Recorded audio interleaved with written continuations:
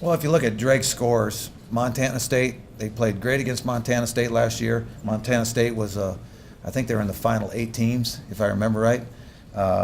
They played great against Indiana State. They went to Indiana State and held the great running back to an off day, if you will. So in those two particular games, just watch those two films, they're a good football team.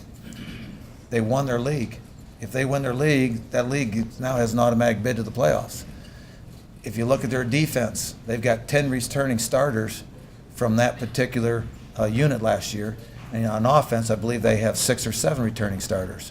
So they have built their team this particular year. It's majority seniors, and you know, it's one of those things. You have to take it for what it is. They won their league with a number of juniors last year, and they're all back. So they're confident players. They're good football players. They're a good team. That I mean, it is what it is. We got to step up and get better this week for our sake.